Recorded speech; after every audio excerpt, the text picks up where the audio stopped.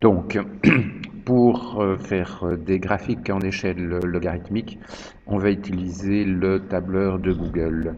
Assurez-vous que vous êtes bien connecté à votre compte Google et puis vous recherchez l'environnement des tableurs Google, Google Sheet en l'occurrence.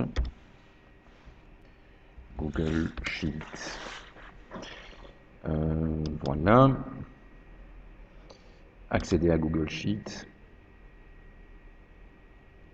Si vous êtes connecté à votre compte, vous allez avoir la liste des feuilles de calcul de votre compte sur Google. Pour créer un nouveau, si vous voulez récupérer, vous l'ouvrez bien sûr. Pour créer une nouvelle feuille de calcul, voilà. Alors, dans la feuille de calcul, je vais saisir les données que l'on a utilisées en classe. Je divise mon écran en deux. Donc je vais saisir les données 1950 jusqu'à 2000 et puis les différentes données 201 jusqu'à 1267. Je libère un petit peu à gauche et un petit peu à droite si j'avais à insérer des informations. Année, comme en tête de colonne, et puis je tape 1950. Alors le tableur vous offre la possibilité d'introduire des suites arithmétiques. Pour pouvoir introduire des suites arithmétiques, il faut le premier terme, 1950, il faut la raison, donc en donnant le deuxième terme, 1955, le tableur peut déterminer la raison, qui est en l'occurrence de 5, et je prolonge jusqu'en 2000, là j'ai été un peu généreux, jusqu'en 2000. Voilà. À côté des années, je vais mettre l'information, c'est-à-dire le nombre de personnes âgées, NBR personnes âgées, et je veux que ceci soit dans un format bien lisible, c'est-à-dire activer le retour de ligne automatique, et puis on aimerait bien que ça soit centré, et je ferai ça tout à l'heure quand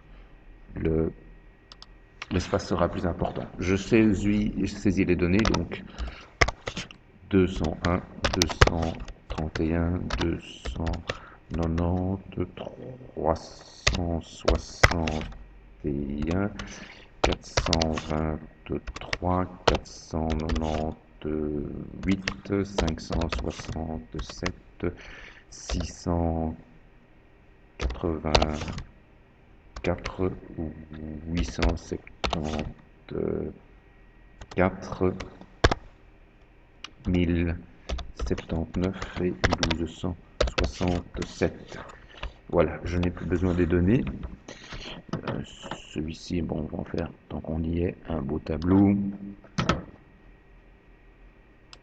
Séparer. Et puis centrer les données. Voilà. Alors, on va faire un tableau de ces informations. Si vous vous sentez à l'aise avec l'assistant graphique, vous pouvez vous situer, sélectionner déjà les données qui vont être présentées. Sinon, vous mettez le curseur bien en dehors des données, puisque le logiciel va prendre des options par défaut. Il n'est pas toujours facile de s'en dégager. Mais ici, ça va marcher assez facilement. Il va choisir les bonnes options. Insérer un graphique. Voilà, donc il a déjà pris, vous voyez, des options. Il a déjà considéré que en X c'était la première colonne, en Y c'est la colonne des X. Il a pris la première ligne comme, étiquette des données, comme étiquette des axes, le titrier, donc tout ça est parfait. On a déjà tout ce qu'il faut. Simplement, il faudra supprimer la légende. On n'a pas besoin de la légende puisqu'il n'y a qu'une seule information. Et changer le type de graphique. Alors, pour avoir le type de graphique, c'est le graphique en nuage de points. En nuage de points. Il faudra supprimer le libellé et travailler en échelle logarithmique. Alors, c'est du côté de personnaliser, style de graphique. C'est pour la légende, c'est ici pour supprimer la légende un peu plus bas. Position de la légende automatique, non, c'est pas là. C'est taille, couleur, à la position. À droite, non, aucune légende. Voilà, la légende a disparu. Et le dessin s'est recadré correctement. Il faut maintenant mettre l'échelle logarithmique, et ça c'est sur l'axe vertical que je veux une échelle logarithmique. Sur l'axe vertical, quelque part, il y a une case à cocher, voilà, échelle logarithmique, et vous voyez les données, l'échelle est logarithmique et les données sont alignées. Pour faire passer une droite là-dedans, vous pouvez demander au logiciel de faire passer la droite. Alors attention, c'est dans série.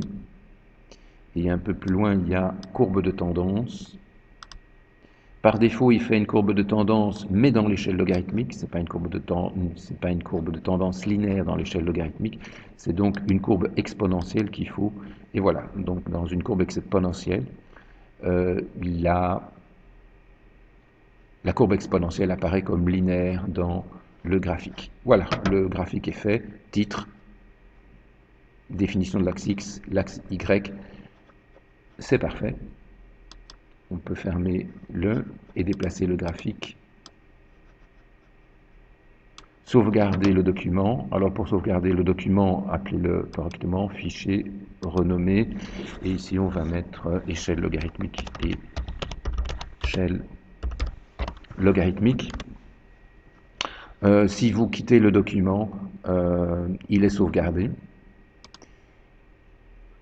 Il est plus prudent d'ouvrir une deuxième fenêtre avec Google Sheet pour revenir à un environnement Google Sheet.